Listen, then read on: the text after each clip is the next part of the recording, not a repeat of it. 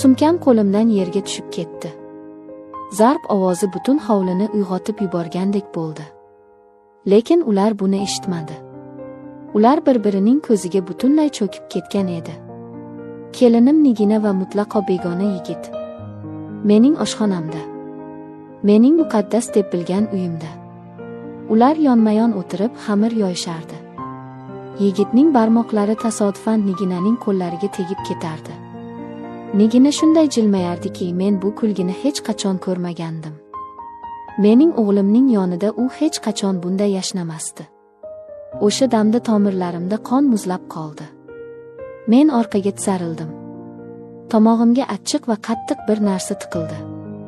Baqirishni xohlardim. Sochlaridan tortib uydan haydab solishni istardim.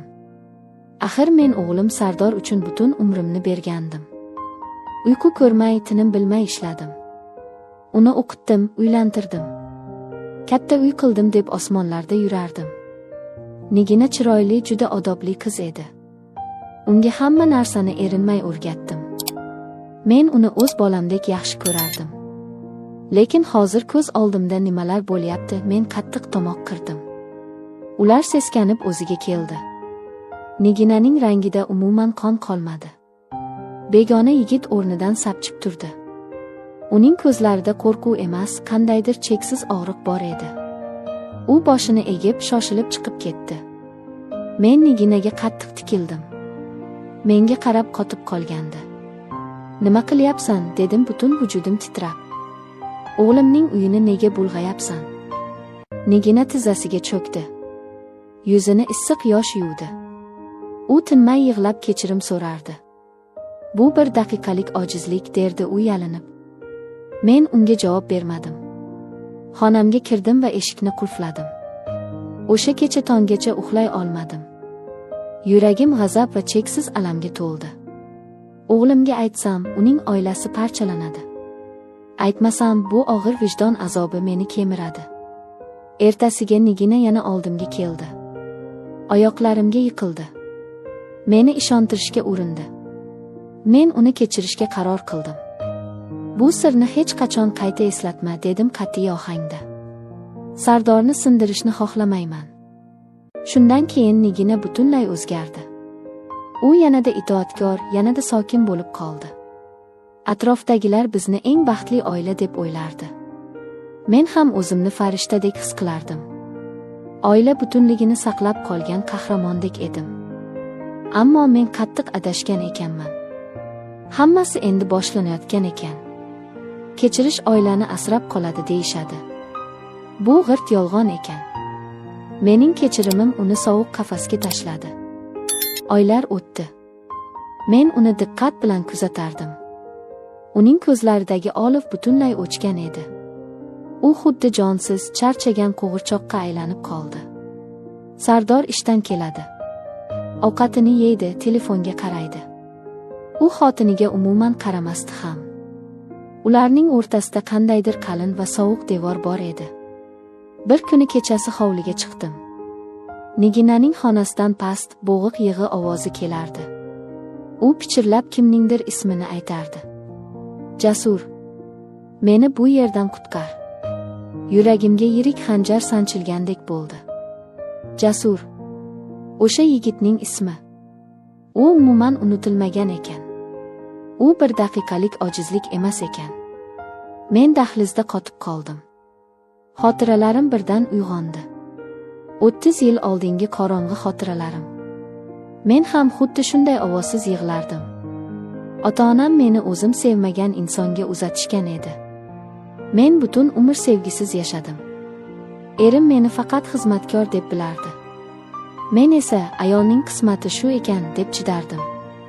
Hozir esa o'z kelinimga shu qismatni ravo ko'ryapman.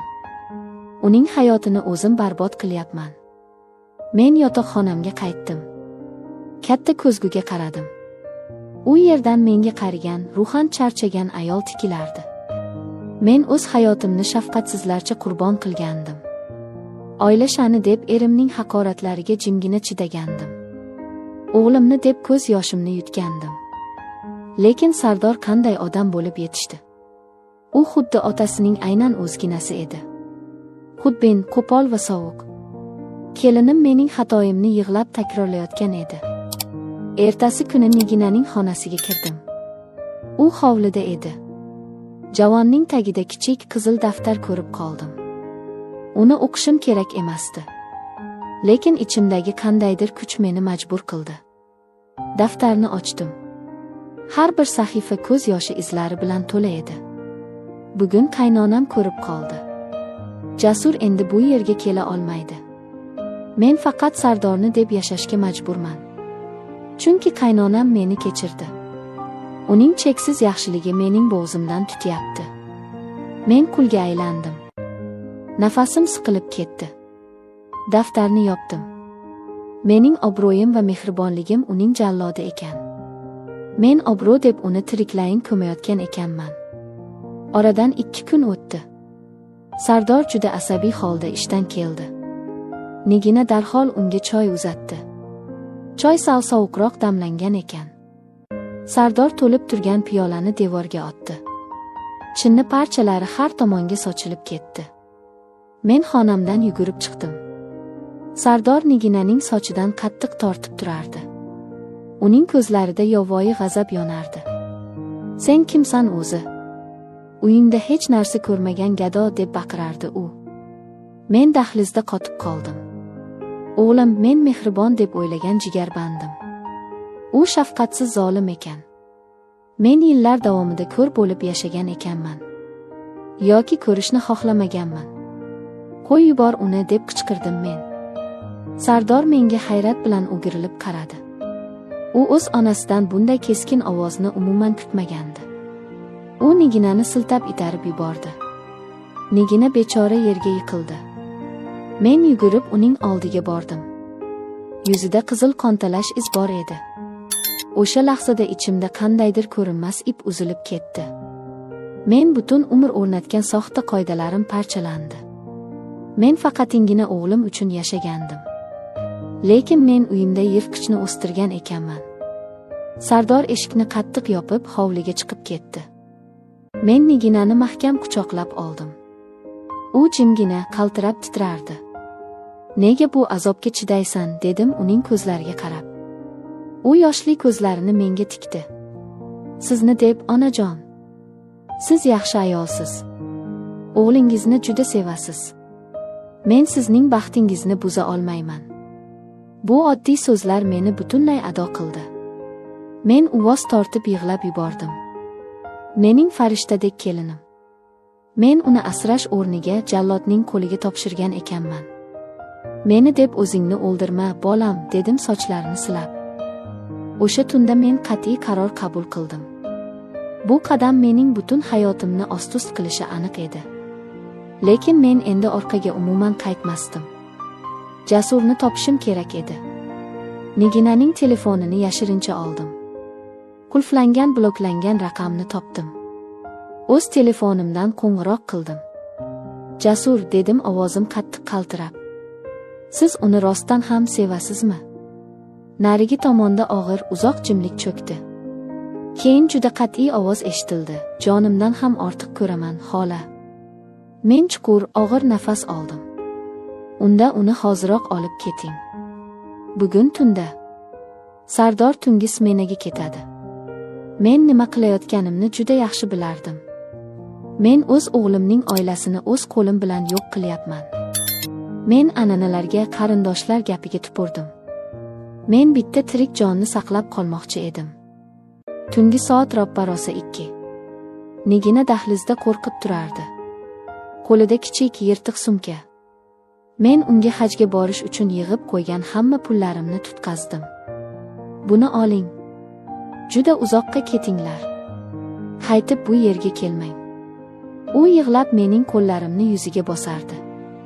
"Meni kechiring, onajon. Siz hammadan ham yaxshisiz." Eshik sekin taqilladi.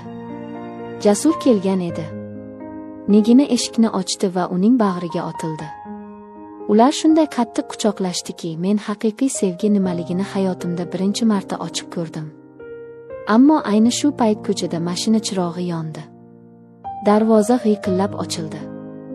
Sardor ishdan qaytib kelgandi. nimadir sabab bo'lib qaytgan. Eshik qulfini ochish ovozi eshitildi. Jasur Niginaning oldiga o'tdi. Uni o'z tanasi bilan himoya qilishga tayyor edi. Men esa ularning oldiga eshik tomonga turdim. Eshik ochildi. Sardor uchtamizni ko'rib qotib qoldi.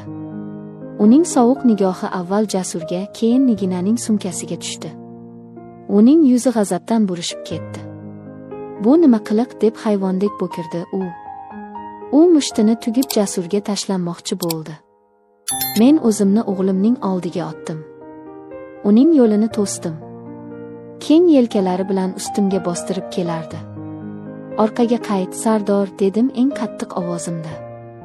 Ular hozir ketishadi. O'g'lim menga ishonmay telbadek qarardi. Siz o'z keliningizni o'ynashiga qo'shib beryapsizmi? Aqldan ozibsiz, ona. Men uning qizarib ketgan ko'zlariga tik qarab dedim, men qulni bugun ozod qilyapman. O'zim yillar oldin chiqib keta olmagan qafasdan uni chiqaryapman. Sardor asabdan o'zini yo'qotdi. U meni qattiq itarib yubordi. Men orqaga uchib devorga urildim. Boshim aylanib ketdi. Lekin Jasur juda chaqqon harakat qildi. U Sardorni ushlab qoldi. Yuziga kuchli zarba berdi. Sardor muvozanatni yo'qotib yerga yiqildi. Yugur, Nigina, deb bor ovozim bilan baqirdim men. Ular ochiq eshikdan qorong'u ko'chaga otilishdi. Sardor o'rnidan sapchib turmoqchi bo'ldi.